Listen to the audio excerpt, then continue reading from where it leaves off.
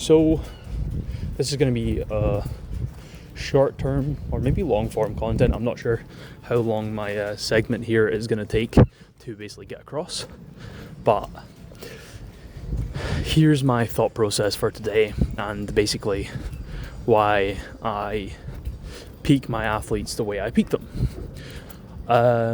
Essentially, I believe training into a competition is far superior than the old structure, applicable structure of, basically building some momentum, doing last heavy lifts 2 weeks out, and then just full on tapering into the comp, assuming that our athlete in that tapered state is going to be at his strongest. When that's just not how we really train or get our results predictably when we're going through training blocks and phases. So I get away from that by structuring training the same way I'd structure their comp peak and vice versa, structuring comp peak the way I'd structure training, so that we've got a predictable and yet predictable and conclusive way to peak. Obviously this comes down to noticing trends in training, so we have to have like a good amount of training information and stats and trends prior to forming this sort of structure, but very much doable and not actually that hard. Say, for example, I currently do something a little bit different from the mold, and people can tell me what they think about this, but I structure most phases and blocks in 3 weeks roughly. Unless I see something otherwise, then no way, man. The reason I do 3 weeks is because we are getting to our sort of peak intensity faster, and also allows for slightly higher intensity throughout the block through accessories and other movement patterns. That's kind of what I like to have done, and that really kind of, what am I going to say, kind of iron out like what we're getting response wise, and I find that to be pretty important. Like, I don't want to take anything as fact without proving it first. If I have a microcycle that I know peaks in the 3 weeks, for example, that's reliable data that I can use in the peaking block, the same as training, especially if I'm following the same structure, triggering the adaptations that we need to trigger throughout the whole micro and macro cycle, and we're getting like predictable results, and we know that these trends work, and how long we need to spend at each rep range before it becomes,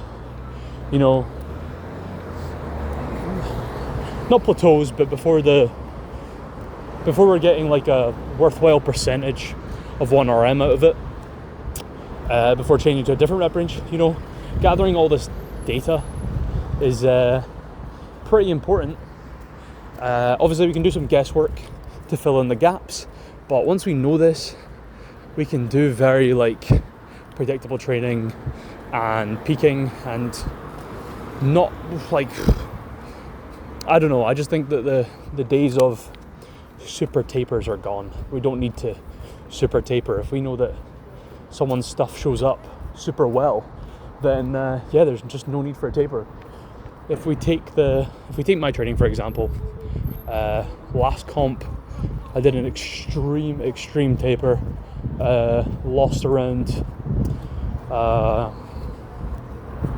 if we go for my last SPD, 762.5, and it was probably it was definitely a sub-maximal day,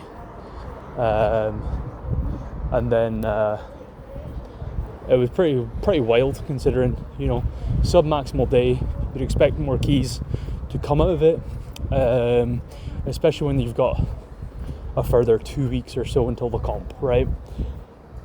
What ended up happening was there was just like, obviously my head wasn't fully in the game for this competition, but we were talking about a result that was very lackluster, you know, going below that on squat, going below my last SPD squat weight in comp, going, you know, basically this, actually lower than my last SPD bench, but kind of managing to pull forward on deadlift, but the total not showing up, you know what I mean? I totaled 2.5 less than what I did in comp, which I guess you could say, oh yeah, that's a predictable result. Sure, but that wasn't the result we were after. We were after more kilos. I think we were looking at like a 780, 790 day, and we came away with 760. Now that's not predictable training, nor is it a predictable comp day, and it's essentially what we want to get away from happening again. So the trend we noticed was my squat is always a fucking blinder. Excuse my French. It's always a blinder on week 3. So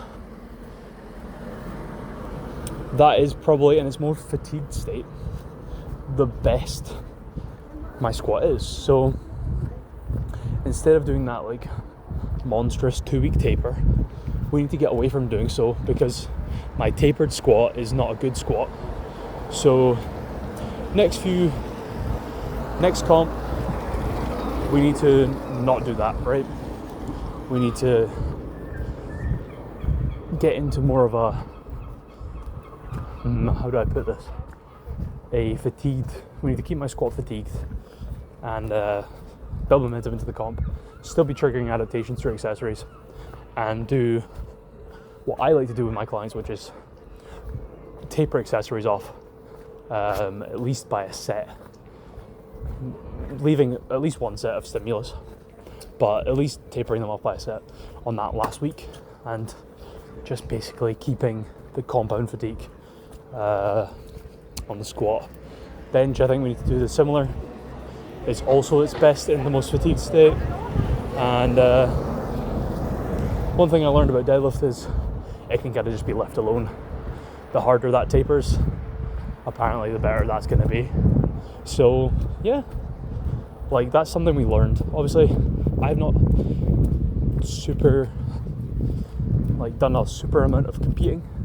I think I've competed 4 or 5 times now, which isn't a crazy amount, but it definitely tells. Now I have like a lot of data on how my body responds, especially when we're talking like, you know, we've got 3 years of structured powerlifting only training now, or 2 years, sorry, which is pretty substantial. Obviously we're still learning the data, things are trending in the right way, but I think we need to get to the point where things are showing up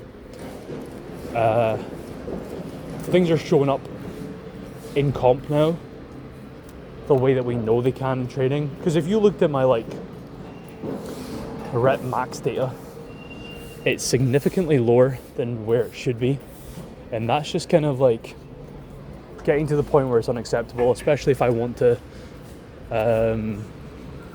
perform at the level I know I can.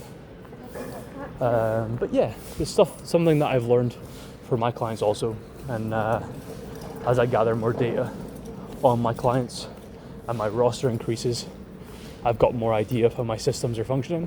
Whereas like I've now got, I think, every single person on my like roster now having predictable training week in, week out, and month in, month out, and block to block, and hopefully macro to macro, as long as I keep doing my job right, which is strange considering the vast weight class differential I have. You know, I literally have everywhere from 74 kilo, actually 66 kilo, up to 120 plus. So yeah, but that's basically what I'm talking about, I've learned, and hopefully people can learn from this segment. But basically, scientific method prevails, And what I mean by that is you try something, if it doesn't work, you remove it. You try something, it works, we keep it. And I hope that, I don't know if anything I say or there's any ideas from this you can implement into your own training. Obviously it's a super long sort of talking point here, but hopefully someone can learn something from it. And it's Rudy from Soar Training Systems. Hopefully you've learned something. Thanks for listening.